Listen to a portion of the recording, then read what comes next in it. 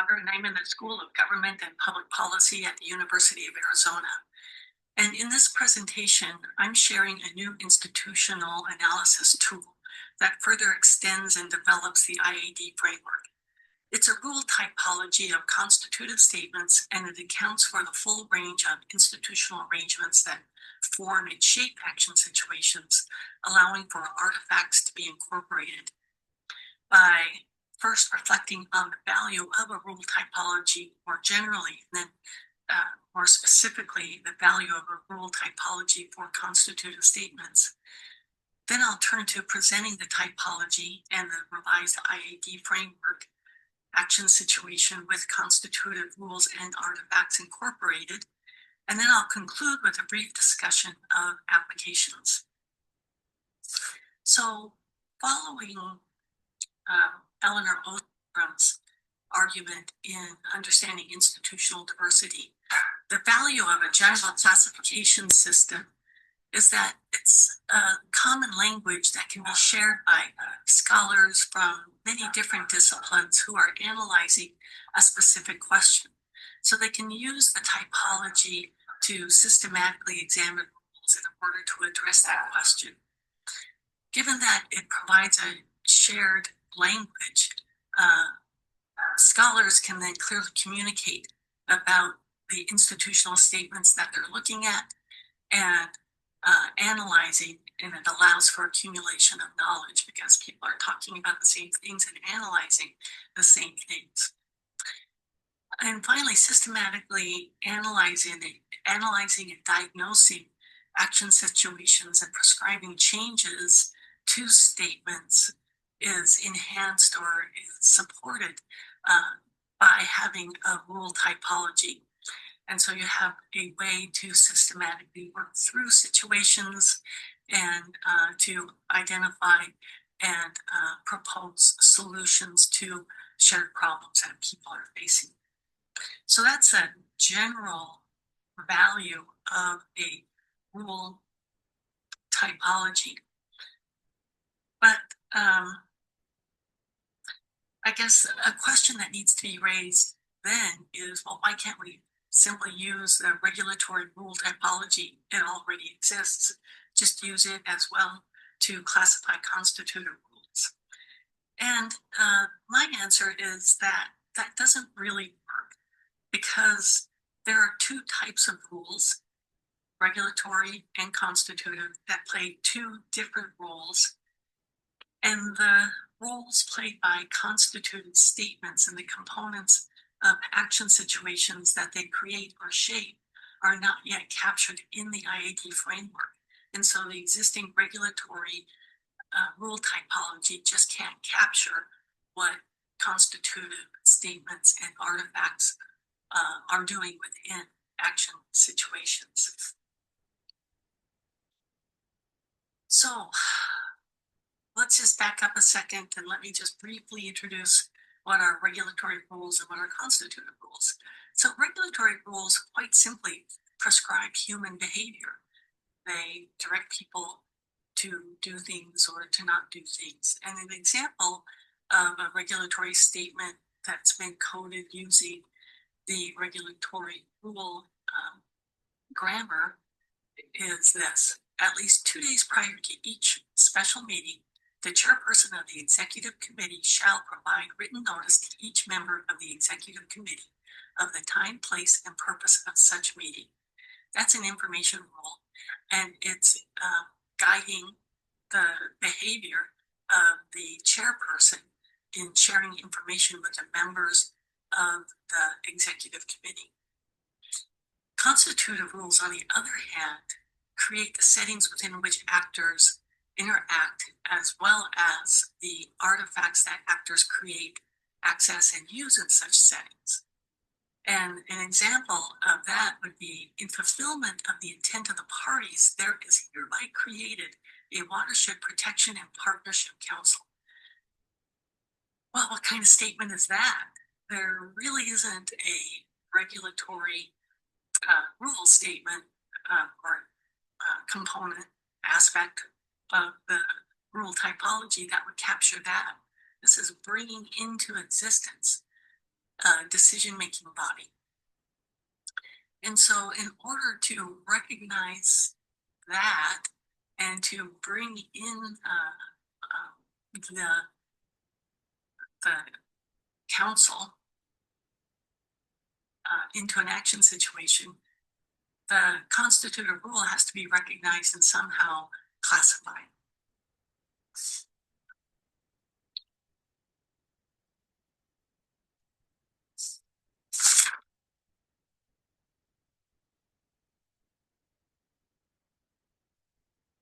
So the constitutive rule typology explicitly incorporates artifacts into action situations. But now, what do I mean by an artifact? And just the dictionary version will do. An artifact is an object produced or shaped by human craft, or it's an artificial product or effect observed in a natural system. So it's things that can be hard infrastructure or soft infrastructure, things that humans bring into existence that are going to use in their interactions with one another. And, you know, maps, reports, technologies, all different kinds of things that humans create are considered artifacts. Now, the IAD framework makes a sharp distinction between artifacts and the biophysical and material conditions. And usually artifacts are sort of tucked away somewhere into that box called biophysical and material conditions. And I believe this distinction was done in part to emphasize that multiple forms of institutional arrangements can be used to govern and manage all different types of goods and common pool resources. So common pool resources aren't just governed by common property. Private goods aren't just governed by private property and so on. But I think the purpose of the IAD framework and making that sharp distinction was to open up this world of institutional arrangements and encouraging and supporting scholars in recognizing and seeing and studying all the various types of institutional arrangements that can be used in any different given setting.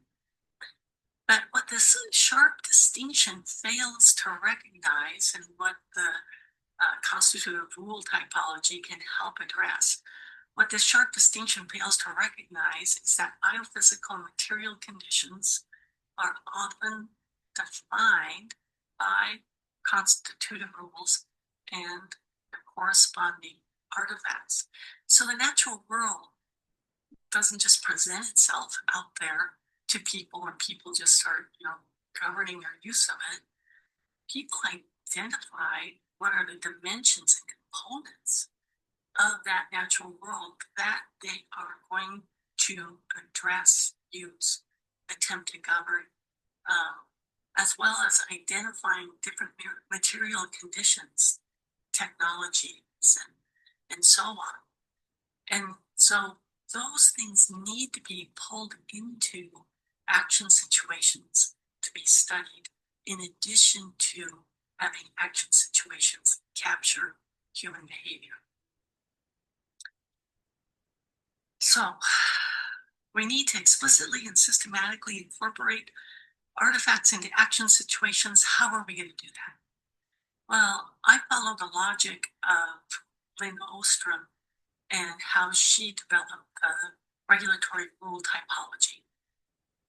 So she classifies rules by the components of the action situation that they directly affect.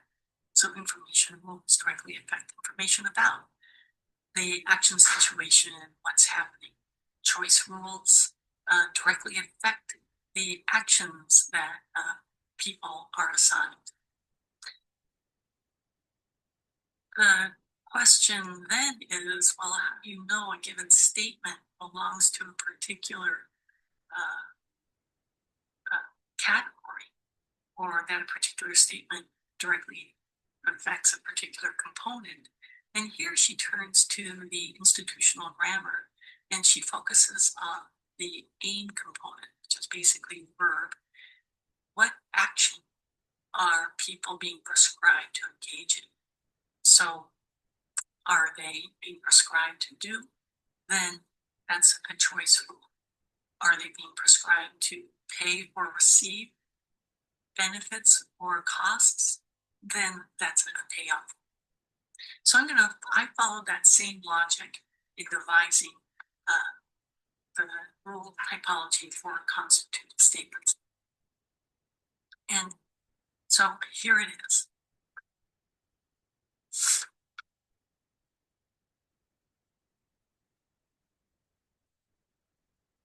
Starting with the left side of the figure, analogous to participants and actions being assigned to positions,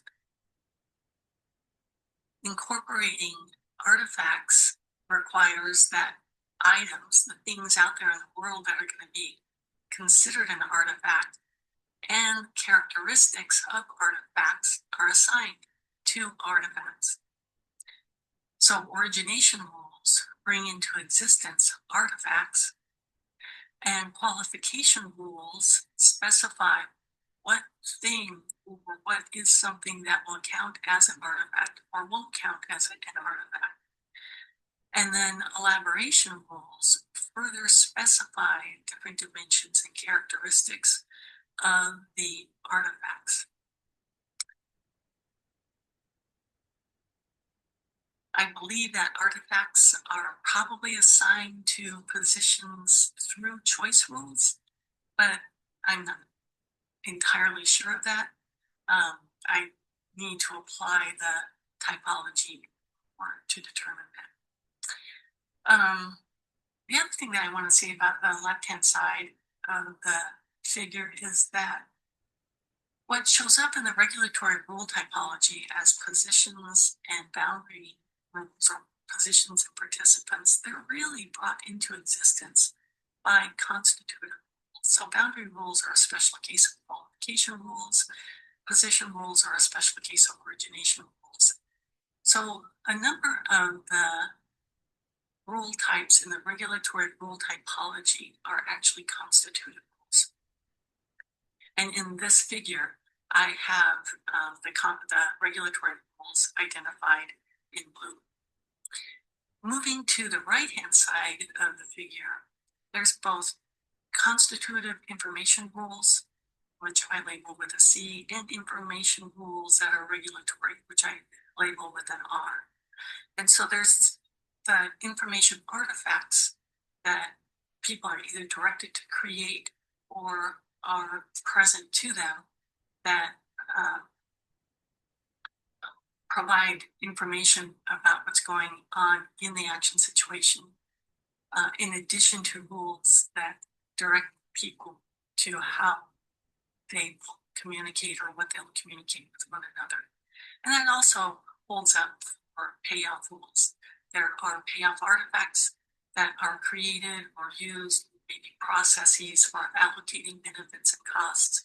And then there's the prescribed behavior around benefits and costs. So just like Lynn did with the original action situation, I've identified components and the rules that directly affect those components that center around constitutive rules and artifacts. So how do you know if a given statement is what type of rule? Well, just like Lynn, I use a component of the constitutive syntax. And that is the basic function, which is analogous to the aim in the regulatory syntax. And so origination rules, they're going to establish or create positions, artifacts, or action situations. So that's how you know a statement is an origination statement. Qualification rules identify what things are eligible or what participants are eligible or ineligible for a position or for an artifact. Elaboration rules develop and specify the characteristics of artifacts, and so you look at the function to see if that's what that function is doing, and so on through the different rule types. So the logic is similar to the existing logic of action situations and regulatory rule types, but now we have different important artifacts and constitutive rule types incorporated within the action situation. So just to conclude, what the rule typology, the constitutive rule typology will allow policy scholars to do is to do more richer, more complete policy analysis and policy design activities. For instance, just like Lynn proposes using the regulatory rule typology and action situation components to interrogate specific cases, assisting people in systematically identifying the important components of a case study, like identifying the participants and the positions that they hold and the information that they share. Likewise, with the constitutive rule typology, artifacts can be identified and they can be assigned, or you can ask questions about who can use these types of artifacts for doing what kinds of things. Constitutive rule typology and the components in the action situation provide a way of systematically interrogating and organizing case studies. And likewise with policy design, all resolutions of common resource or public goods dilemmas involve not only changing behavior, but also changing how artifacts are either allowed to be used or can be used, how they are brought into existence. Oftentimes, for instance, with common resource dilemmas, there'll be changes made in the different types of technologies, where and how they can be used. And so the constitutive rule typology allows all of this to come into the action situation in a systematic way, allowing for richer and more systematic analyses of situations.